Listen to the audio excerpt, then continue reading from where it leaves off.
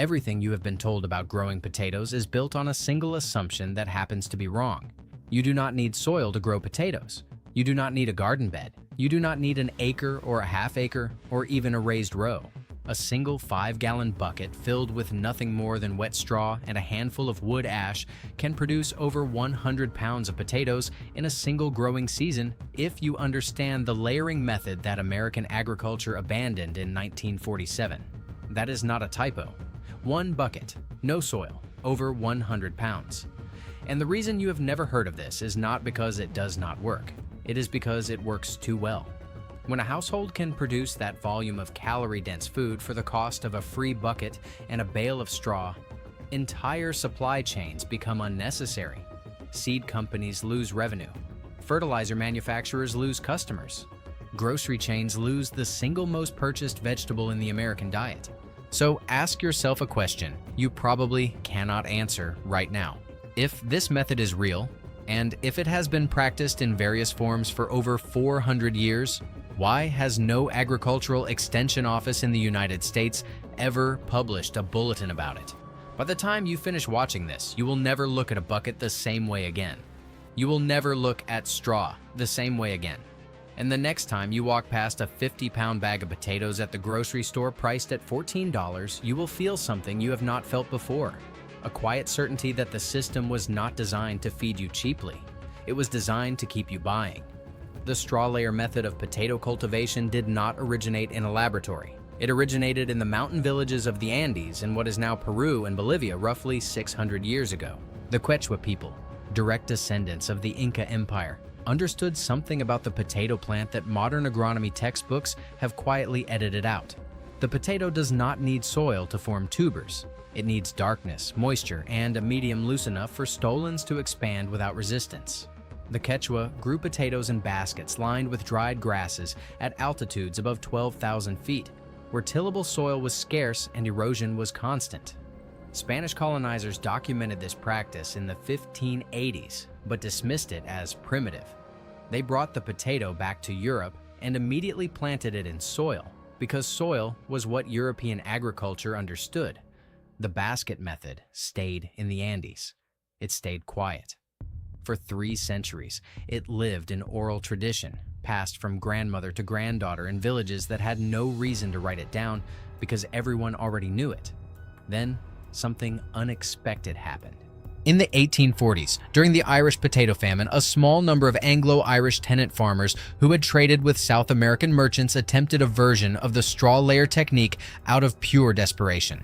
Their fields were blighted. Their soil was infected with Phytophthora infestans. But potatoes grown above the soil line encased in straw and chaff showed dramatically lower infection rates. A few local records from County Cork and County Kerry reference what they called sky potatoes, tubers grown in wicker drums packed with hay. The yields were extraordinary. Some accounts claim 40 to 60 pounds per container in a single season. But here is where the story turns. By the early 1900s, the global fertilizer industry was taking shape. Fritz Haber and Carl Bosch had cracked the code on synthetic nitrogen. The Haber-Bosch process, patented in 1910, made it possible to manufacture ammonium nitrate on an industrial scale. Suddenly, there was an entire economic sector built on convincing farmers that soil needed to be fed with purchased inputs. The idea that you could grow a staple crop without soil at all was not just inconvenient, it was a direct threat to the emerging agrochemical business model. By 1947, the USDA had partnered with major fertilizer producers to launch the National Soil Fertility Program, a campaign that redefined productive farming as farming that used synthetic amendments. Extension agents were trained to teach soil-based cultivation exclusively. Alternative methods, including straw culture, container culture, and vertical layering, were removed from official curricula. Not because they failed, because they did not require the products that the program's sponsors were selling. The companies that funded the National Soil Fertility Program included predecessors of what would become Monsanto, Dow Chemical, and BASF. Follow the money and you will find the motive. It was never about feeding people more efficiently. It was about feeding an industry.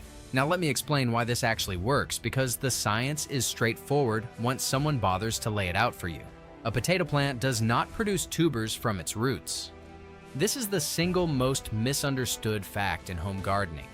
Tubers form on stolons, which are horizontal stems that grow outward from the main stem of the plant above the root zone.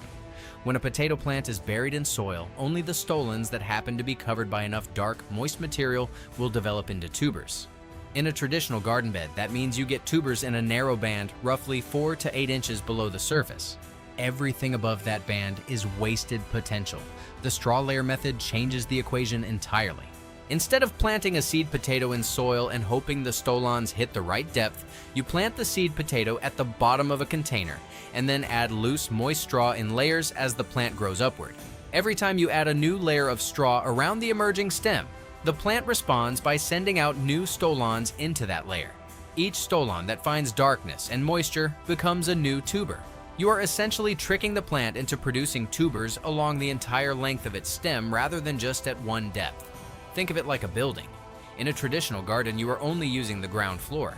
With the straw layer method, you are stacking 10 or 12 floors on top of each other, and each floor is producing potatoes. The key ratio to understand is this: for every 6 inches of stem that gets buried in moist straw, a healthy potato plant will produce between 3 and 7 new tubers. A plant that grows 36 inches tall, which is typical for most indeterminate varieties, gives you 6 layers of production at 6 inches each. If each layer averages 5 tubers and each tuber reaches an average weight of 5 ounces, a single plant can produce roughly 150 ounces of potato just over 9 pounds. Now put 10 or 12 seed potatoes in a single 5-gallon bucket, arranged in a spiral pattern at staggered depths, and the math starts to make sense. 100 pounds is not a fantasy. It is arithmetic. The straw itself plays a critical role beyond just providing darkness. As straw decomposes, it generates a mild exothermic reaction, meaning it produces low-level heat. In early spring, this gives potato roots a 2 to 3 degree Fahrenheit advantage over ambient soil temperature, which accelerates sprouting by roughly 8 to 12 days. Decomposing straw also hosts populations of trichoderma fungi, a beneficial microorganism that actively suppresses the same blight pathogens that devastated Ireland in the 1840s. The wood ash you add to the straw serves 2 purposes. It raises the pH of the growing medium into the slightly alkaline range that potato scab bacteria cannot tolerate, and it provides potassium, the single most important mineral for tuber development. Potassium is what makes a potato dense and starchy rather than watery and thin. Commercial fertilizers deliver potassium as potassium chloride, which costs money and adds chlorine to your food. Wood ash delivers potassium as potassium carbonate, which costs nothing and adds nothing harmful. Your fireplace, your wood stove, your fire pit, these are fertilizer factories you have been ignoring. The suppression of this method was not a single dramatic act. It was a slow economic suffocation carried out over decades by industries that profited from your dependence on soil-based agriculture and the chemical inputs it requires. Consider the numbers. The American potato industry is valued at roughly $4.8 billion annually at the farm gate level. Once you factor in processing, packaging, transport, and retail markup, the total economic footprint of the potato supply chain in the United States exceeds $19 billion per year. That is not just farmers. That is Frito-Lay. That is Lamb Weston. That is Simplot. That is the frozen food aisle and the chip aisle and the fast food drive-through window. Every one of those companies depends on a single assumption that the consumer will buy potatoes rather than grow them. Now imagine what happens if 10 million American households, roughly 8% of the country, each produced 100 pounds of potatoes per year in a bucket on their patio. That is 1 billion pounds of potatoes removed from the commercial supply chain annually. At an average retail price of roughly 89 cents per pound, that represents $890 million in lost retail revenue every single year. The seed potato industry, the fertilizer industry, the pesticide industry, the cold storage industry, the trucking industry, all of them lose when you grow your own. This is why you will never see this method featured on a USDA website. This is why your county extension agent has never mentioned it. The funding that keeps those offices open comes from the same corporations that lose money when you become self-sufficient. In 2021, the USDA received over $1.4 billion in cooperative funding from private agricultural interests. That money comes with strings. It always does. Your grocery bill reflects the cost of this arrangement. The average American household spends roughly $78 per year on potatoes alone. That may not sound like much until you realize that the same household could produce 300 pounds of potatoes, nearly 4 years' worth, from a single afternoon of setup using materials that cost less than $6 total. You have been paying a convenience tax for a product you could grow in a container on your back porch. And no one in any position of authority has ever told you that, but some people never forgot. The Amish communities of Lancaster County, Pennsylvania, have practiced a version of straw layer potato growing for at least 5 generations. They call it Strohkartoffel, which translates simply to straw potato. In Amish households, it is common to see rows of wooden barrels along the south-facing side of a barn, each one packed with straw and producing potatoes from April through October. A 1989 agricultural survey conducted by Penn State University found that Amish families using container-based straw culture produced an average of 94 pounds of potatoes per barrel compared to 61 pounds per equivalent area of conventional garden bed. The cost per pound for the Amish method was effectively zero, since they used straw from their own wheat harvest and ash from their own wood stoves. The cost per pound for conventional bed-grown potatoes, factoring in soil amendments, seed purchases, and pest management, was roughly 22 cents. In the highlands of Peru, the Quechua descendants I mentioned earlier continue to use basket layering methods that predate European contact by centuries. A 2014 study published in the Journal of Ethnobiology recorded yields of up to 118 pounds per square meter of basket-grown potatoes in communities near Cusco using nothing but dried ichu grass and llama manure ash. These communities experience virtually no incidents of late blight, a disease that cost conventional potato farmers worldwide an estimated $6.7 billion in losses and chemical treatments annually. In Japan, a retired school teacher named Takeo Furuno documented his own straw bucket potato operation in Fukuoka Prefecture over a 17-year period beginning in 1996. Furuno's records show an average annual yield of 104 pounds per container, with peak years reaching 131 pounds from a single repurposed rice barrel. He attributed his success to using rice straw, which has a higher silica content than wheat straw, and creates an environment that is particularly hostile to soil-borne fungi. These are not exceptions. They are proof that the method works across climates, across cultures, and across centuries. The only variable that determines failure is ignorance, and that ignorance was manufactured. Here is exactly how you do this. Start with a standard 5-gallon bucket. You can use a food-grade plastic bucket from a bakery or restaurant supply store, or you can use a wooden barrel, a large fabric grow bag, or even a section of wire fencing formed into a cylinder and lined with newspaper. The container does not matter as much as the dimensions. You need at least 12 inches of diameter and at least 24 inches of height. Drill or punch 4 drainage holes in the bottom of the container, each roughly a 1/4 inch in diameter. Waterlogged straw will rot your seed potatoes within days, so drainage is not optional. It is the difference between 100 pounds of food and a bucket of slime. Place 2 inches of loose straw in the bottom of the container. Wet it until it feels like a wrung-out sponge, damp but not dripping. On top of this straw bed, place 3 seed potatoes. Use an indeterminate variety, and this is critical. Indeterminate potato varieties continue to produce stolons along their stems as they grow taller. Determinate varieties produce stolons only at one level and then stop. If you use a determinate variety, you will get a normal yield and wonder what went wrong. Indeterminate varieties include Russet Burbank, German Butterball, Canela Russet, and Binchi. Yukon Gold is determinate. Red Pontiac is determinate. Do not use them for this method. Arrange the 3 seed potatoes in a triangle pattern, each one about 4 inches from the wall of the bucket and spaced evenly apart. The eyes should face upward. Cover them with 4 inches of damp straw. Then sprinkle 1 tablespoon of wood ash evenly across the straw surface. Now wait. Within 7 to 14 days, depending on temperature, you will see green shoots pushing up through the straw. Let them grow until they are about 8 inches above the straw surface.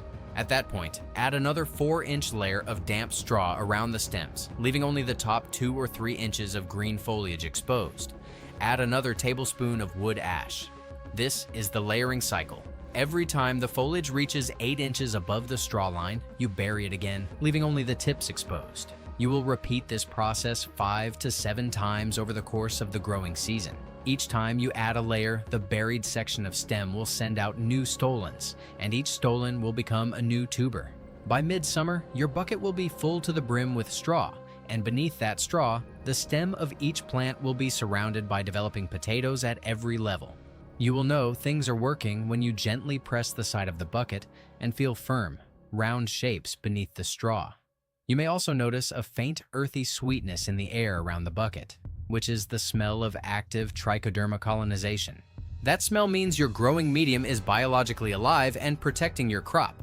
The most common mistake people make is overwatering. Straw holds moisture far more efficiently than soil. You should only water when the top inch of straw feels dry to the touch.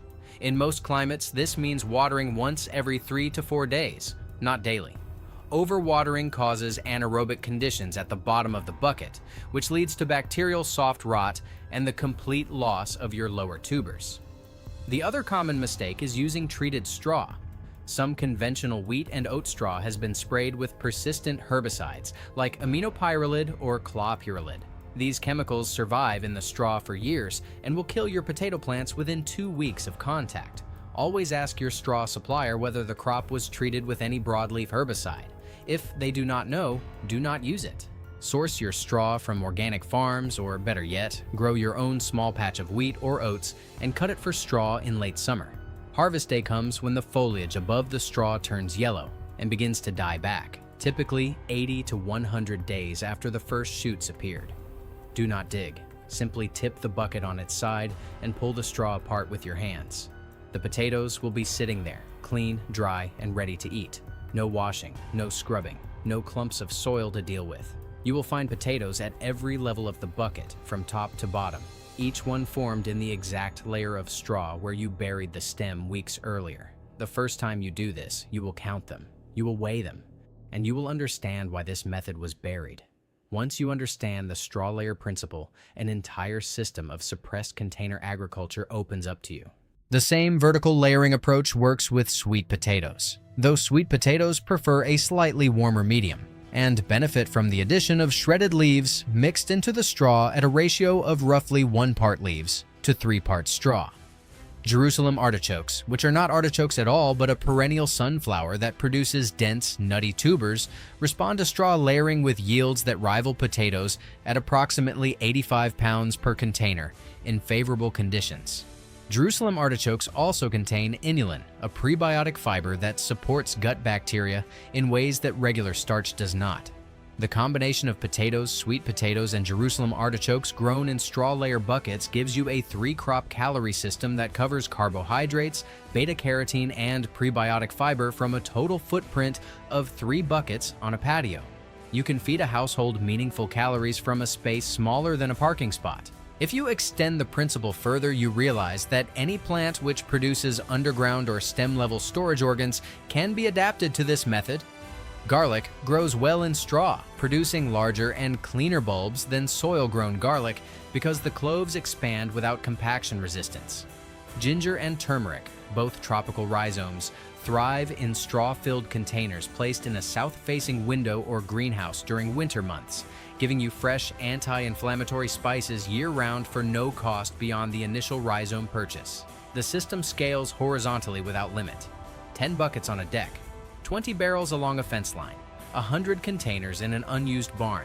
Each one operates independently, requires no tractor, no tiller, no irrigation system, and no fertilizer beyond wood ash, and the nutrients the decomposing straw releases on its own. You are not gardening at that point. You are running a food production operation using principles that predate the chemical industry by half a millennium. And the only thing that ever stood between you and this knowledge was a system that had a financial interest in keeping you in the dark. There is a reason the most self-reliant people in history never stopped growing food this way. They understood something that the modern world has been trained to forget. The value of knowledge is not measured by how widely it is shared, but by how fiercely it is protected by those who profit from its absence. Every time you buy a bag of potatoes from a fluorescent-lit grocery aisle, you are participating in a transaction that only exists because someone, somewhere, decided that you should not know how to do this yourself. That decision was not made out of ignorance. It was made out of arithmetic. Your dependence is someone else's revenue. Your self-sufficiency is someone else's lost quarter. The people who built empires on your grocery bill did not hide this knowledge in a vault. They did something far more effective. They simply stopped teaching it.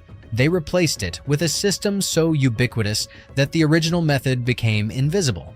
But invisible is not the same as gone. The straw is still here. The ash is still here. The potato still remembers what it was designed to do, even if you were taught to forget. Now, you remember too. What you do with that is yours to decide. But knowledge that sits unused is no different than knowledge that was never learned. Grow something.